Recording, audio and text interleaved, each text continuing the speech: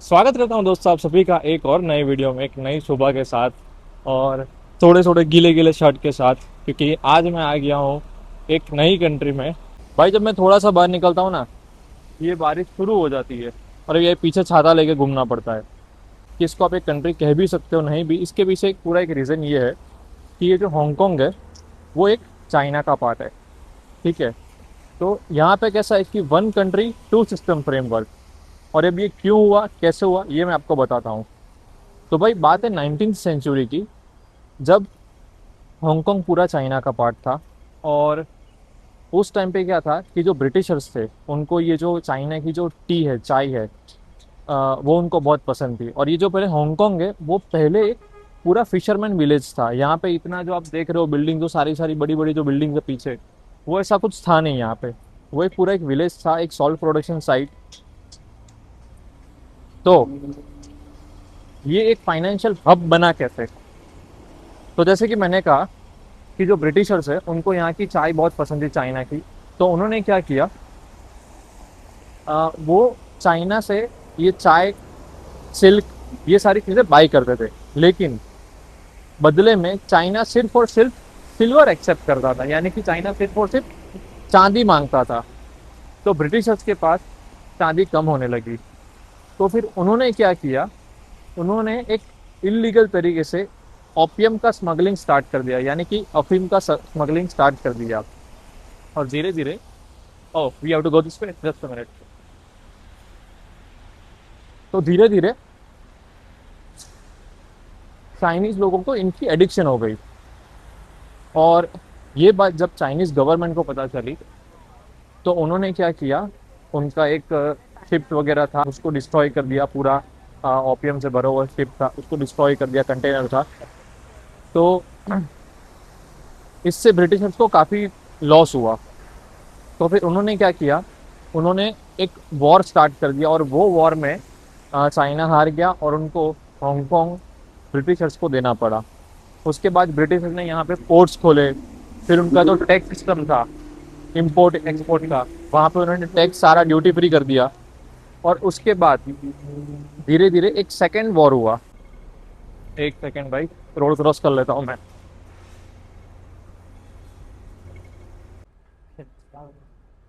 Sorry, Now can he hear?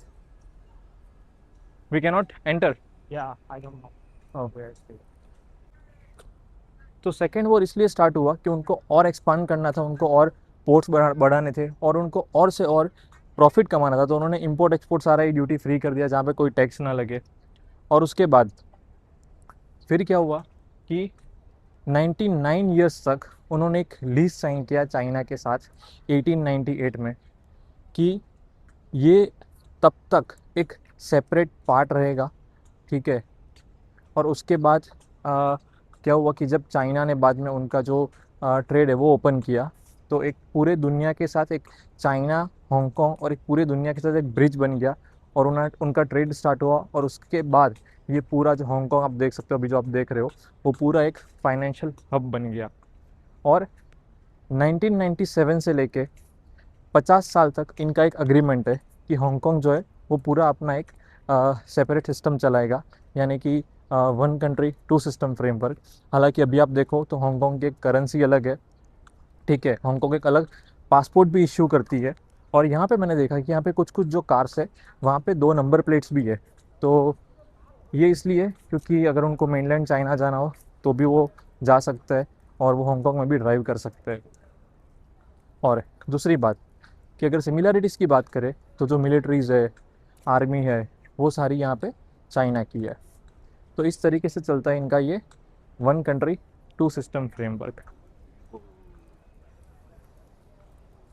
बाकी आप जगह देखो। अभी जो मैं आया हूँ यहाँ पे पेरिस व्हील घूमने। बाकी मैं बात करूँ तो अभी आप हांगकांग में देखोगे तो यहाँ पे भी जो ड्राइविंग है वो उनका लेफ़्ट साइड ड्राइविंग है, just because of history, British colony.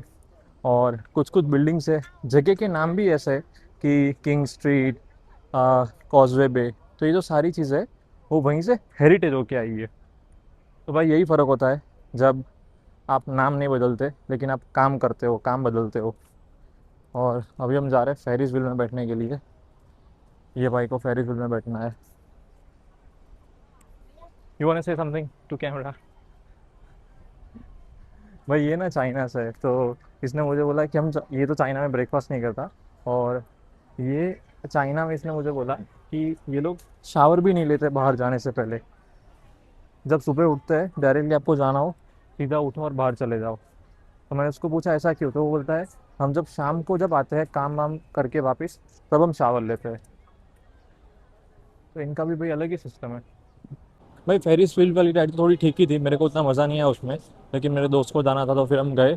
और उसके बाद उसको कहीं और जाना था पीक पे, और मुझे कहीं और जाना था, तो मैं उसके बाद थोड़ा घूमा इधर उधर, और थोड़ा नाश्ता पानी किया और ग्राम स्ट्रीट पे गया, और वहाँ पे थोड़े फ़ोटोज़ वगैरह खिंचवाए। और उसके बाद फिर मैं अभी जा रहा हूँ शिमशा सुई। लेकिन जो मैं बात कर रहा था हिस्ट्री की, कि इसका जो ड्राइविंग है वो भी ब्रिटिश से इंस्पायर्ड है, क्योंकि यहाँ का जो ड्राइविंग है वो right hand side seat, left hand driving है, लेफ्ट हैंड साइड। और जो मेन लैंड चाइना में है वहाँ पे उल्टा है, वहाँ पे left hand side seat and right hand side driving रहता है। और जैसा कि मैं आपको बताऊं कि जो ब्रिटिश का जो कल्चर था यहाँ पे, वो भी स्टिल कुछ ना कुछ है। क्योंकि ये जो आप ट्राम्स वगैरह देख रहे हो यहाँ पे, मैं दिखाता हूँ यहाँ पे ट्राम्स वगैरह, ये जो आप पटरियाँ देख रहे हो ये सारी ट्राम्स की है, और यहाँ पे ये ट्राम्स चलती है। और यहाँ पे आप जगह के भी नाम देख लो कि क्वींस रोड है, ठीक है, किंग्स रोड है। तो ये सारा जो रहता है वो उसी के ज़माने से है। ये देख लो भाई ट्राम, ये सारी पुरानी स्टाम है, और इसके अंदर आई थिंक जहाँ तक मुझे पता है एसी भी नहीं है। तो यहाँ का जो एरिया है वो है तकरीबन 1114 हज़ार स्क्वायर किलोमीटर्स लैंड एरिया। और इसकी अगर मैं बात करूँ आउटलाइन आइलैंड की, तो 200 से भी ज़्यादा ऊपर आउटलाइन आइलैंड्स है। और यहाँ पे अगर मैं पॉपुलेशन की बात करूँ, तो भाई ये एक one of the busiest city या कंट्री आप कह सकते हो, बिकॉज यहाँ की जो पॉपुलेशन है वो है तकरीबन 7.51 मिलियन, यानी कि 7,75,00,000 से भी ज़्यादा। और यहाँ पे देख लो भाई बड़ी बड़ी ब्रांड्स भी है, रोलेक्स वगैरह। और इसके साथ साथ अगर मैं बात करूँ कि यहाँ के लैंग्वेजेस की, तो यहाँ पे कैंटोनीज बोली जाती है ज़्यादातर, और साथ साथ में इंग्लिश भी, बिकॉज मैंने आपको हिस्ट्री बताई है। और अभी मैं जा रहा हूँ मेट्रो में, क्योंकि मुझे अब जाना है मेरे हॉस्टल। तो और यहाँ पे मेट्रो का भी मैंने एक सीन देखा है कि यहाँ पे मेट्रो में आपको जो एस्केलेटर है वहाँ पे आपको राइट साइड खड़े रहना पड़ता है, उल्टा। मेट्रो से जैसे ही बाहर निकला, यहाँ पे आप भीड़ देख लो, ये जो पीछे आप देख रहे हो ये अभी है कॉजवे बे। और यहाँ पे सेम एक ऐसी ही जगह है, एक नेथन रोड करके। तो वहाँ पे भी कैसा है कि आपने जापान का जो शिबुया स्क्वायर देखा होगा कि कैसे ऐसे लोग भागते हैं, वैसा ही सेम वहाँ पे है। लेकिन उतना नहीं है कंपेयर टू जापान, वहाँ पे कम है। लेकिन हाँ, इसको ऐसे ही one of the busiest city या बिजीएस्ट कंट्री नहीं कहा जाता, क्योंकि यहाँ पे आप लोग देख सकते हो आजू बाजू जितने भी है भाई, सारी भीड़ भाड़ रहती ही है, चहल पहल। और ये पूरा देर रात तक रहता है।